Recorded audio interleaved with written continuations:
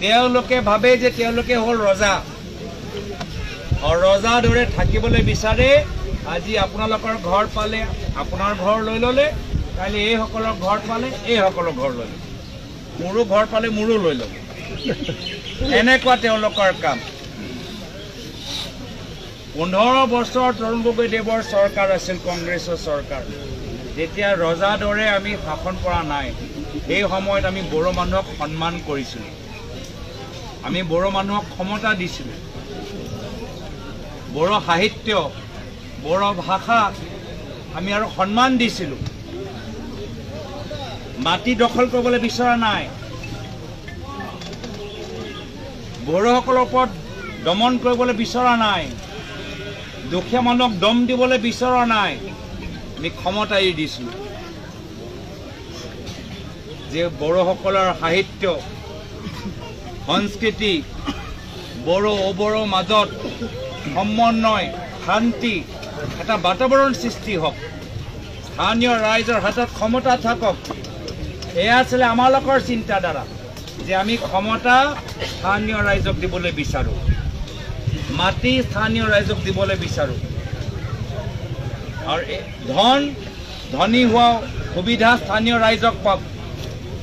কিন্তু তেওঁলোকৰ বিজেপি আদৰ্শ বিপৰীত ক্ষমতা আপোনালোকৰ পৰা লৈ ল'ব, মাটি আপোনালোকৰ পৰা লৈ ল'ব, কিছুমানক 1000 টকা আঁচনি দিব, অলপ নিউজ পেপাৰ পঢ়িব। বিজেপি মুখ্যমন্ত্ৰী, মন্ত্ৰী, বিধায়ক এতিয়া আপোনালোকক 1000 টকা দিয়ে, আৰু তেওঁলোকৰ ঘৰৰ মানুহবোৰে চৰকাৰী আঁচনিৰ পৰা 10 লাখ 30 লাখ টকা লয়।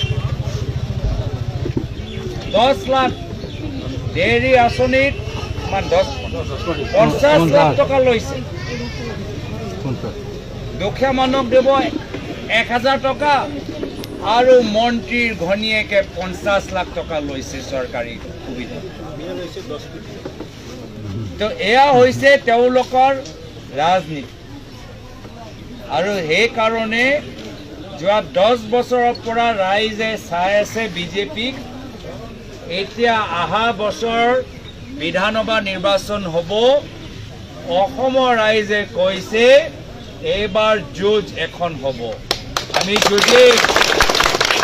বিজেপিয়ে যে ইমান অত্যাচাৰ আমাৰ ওপৰত কৰিছে, বিজেপিয়ে যে ইমান অন্যায় আমাৰ ওপৰত কৰিছে, অহা বছৰ আমি বিজেপি দলটো খেদিম।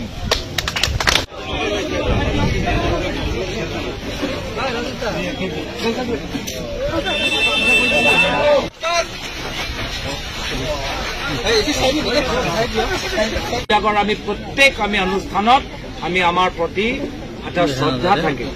কিন্তু সেইদিনা মুখ্যমন্ত্ৰীৰ পৰা যি ধৰণৰ কথাবোৰ আমি শুনা পাইছোঁ, তেওঁ বাস্তৱ সনাতনীও হ'ব নোৱাৰে, প্ৰকৃত হিন্দু হ'ব নোৱাৰে। তেওঁ মাত্ৰ ৰাজনীতি কৰি আছে ধৰ্মলৈ। আমি ধৰ্মৰ প্ৰতি আমাৰ শ্ৰদ্ধা আছে। অসমীয়া সমাজ আধ্যাত্মিক সমাজ। মহাপুৰুষ শ্ৰীমন্ত শংকৰদেৱৰ অহংকাৰী আমাৰ নীতি নিয়ম, আমাৰ বিভিন্ন ধৰ্মৰ প্ৰতি সদায় আমাৰ সন্মান থাকে। আমি কংগ্ৰেছ দলে অসমৰ জনসাধাৰণৰ মূল সমস্যাবোৰ আমি দাঙি ধৰি যামগৈ, আৰু ৰাইজৰ হৈ আমি মাত মাতি যাম। আৰু সেইকাৰণে হ'ব পাৰে আজি এইকেইটা দিনৰ ভিতৰত মুখ্যমন্ত্ৰীৰ কথা শুনিলে তেওঁ নিজেই অলপ ক'বলৈ আৰম্ভ কৰিছে যে যদি মন্ত্ৰীৰ চাকৰি যায় তেতিয়া ঘৰখন কেনেকৈ চম্ভালিব, যদি আমি কাইলৈ গৈ বিৰোধী দলত বহিব লাগে।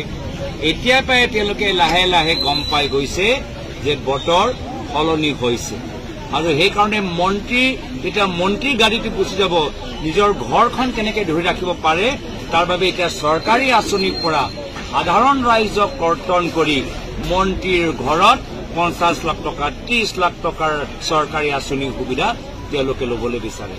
তো দুখীয়া মানুহক দিব 1000 টকা, আৰু মন্ত্ৰী বিধায়কৰ পৰিবাৰে নিজে চৰকাৰী আঁচনি লাভ ল'ব 10 লাখ 20 লাখ 30 লাখ টকা। এই ধৰণৰ অন্যায় আৰু অত্যাচাৰৰ পৰা জনসাধাৰণে এটা পৰিৱৰ্তন বিচাৰে, আৰু কংগ্ৰেছ দল এইবাৰ ৰণত নামিছে, এইবাৰ যুঁজে। অসমৰ মাননীয় মুখ্যমন্ত্ৰী হিমন্ত বিশ্ব শৰ্মাই কি কথা কৈছে যে সাবসিডি কিয় লৈছে শুনি লওকচোন এপাক। চলিবতো লাগিব ঘৰখন, আজি মন্ত্ৰী আছে কালি নাই, ঘৰখন কেনেকে চলিব? মই অসমৰ মুখ্যমন্ত্ৰীক এটা আহ্বান জনাইছো যে অসমৰ মুখ্যমন্ত্ৰীৰ চকীখন কোনো প্ৰাইভেট কোম্পানীৰ সিইঅ বা মেনেজিং ডাইৰেক্টৰ চকী নহয়। এইখন অসমৰ 3,56,00,000 জনসাধাৰণৰ আপুনি এজন প্ৰতিনিধি।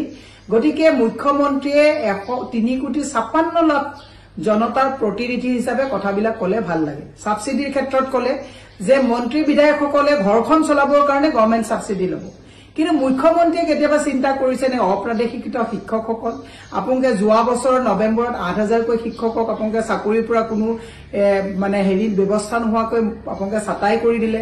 প্ৰায় 47 লাখ শিক্ষিত নিবনুৱা যুৱক আছে, তেওঁলোকৰ ভৱিষ্যত কি হ'ব? আজি ৰান্ধনীসকলে প্ৰতিবাদ কৰিছে, বুলডোজাৰ লগাই যিবিলাক ঘৰ আপোনালোকে উচ্ছেদ কৰিছে, ভাঙিছে, সেইবিলাক পৰিয়ালৰ আজি অৱস্থা কি হ'ব? পেঞ্চনসকলে যিসকলে ওল্ড পেঞ্চন বিচাৰিছে তেওঁলোকৰ ব্যৱস্থা কি হ'ব? আজি তাৰিখত যিসকল থলুৱা ঠিকাদাৰে আজি 5 বছৰ 6 বছৰ ধৰি বিল অনাদায় হৈ আছে, তেওঁলোকৰ ভৱিষ্যত তেতিয়াহ'লে কি হ'ব? আপোনাৰ যিসকল টুৰিজমৰ লগত মানে জড়িত, পৰিবহনৰ লগত জড়িত, যিসকল পৰ্যটকৰ লগত জড়িত টেক্সি চালক আছে, গাড়ী চালক আছে, বগা চিটি বাছৰ মালিকসকলৰ অৱস্থা কি হ'ল? আজি তাৰিখত এই কথাবিলাক মুখ্যমন্ত্ৰীয়ে চিন্তা কৰিছে নে নাই? ধাৰৰ ওপৰত ধাৰ হৈছে আৰু মূল্যবৃদ্ধি আকাশলংঘী হৈছে, নাৰীৰ ব্যৱস্থা সুৰক্ষা ব্যৱস্থা নাইকিয়া হৈছে। মই এইবোৰ কথা নকয়, মুখ্যমন্ত্ৰী মহোদয়ক কৈছো তৰল বাতুলামি কথা কোৱা বন্ধ কৰক। আপুনি প্ৰাইভেট কোম্পানী চলোৱা নাই, মুখ্যমন্ত্ৰীৰ দায়িত্বত আছে।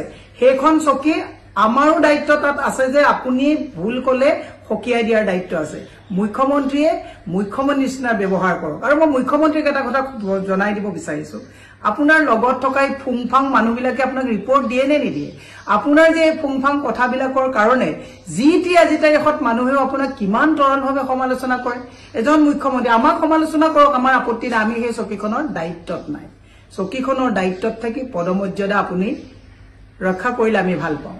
গতিকে কালি আমি বিষ্ণুৰাম মেধি ডাঙৰীয়াৰ অফিচতো শুৱালকুছিত গৈছো, সেইবিলাক আছিলে মুখ্যমন্ত্ৰী গোপীনাথ বৰদলৈ, বিষ্ণুৰাম মেধি, এনেকুৱা ধৰণৰ যিবিলাক তৰুণ গগৈ ডাঙৰীয়া, হিতেশ্বৰ শইকীয়া ডাঙৰীয়া, যিবিলাক মানুহে এটা গাম্ভীৰ্যপূৰ্ণ মানে পৰিৱেশত গাম্ভীৰ্যতা ৰাখি অসমৰ ৰাইজক প্ৰতিনিধিত্ব দিছিলে। মই মুখ্যমন্ত্ৰীক সেইকাৰণে কৈছো, behave like a chief minister, not as the CEO of private company. Thank U.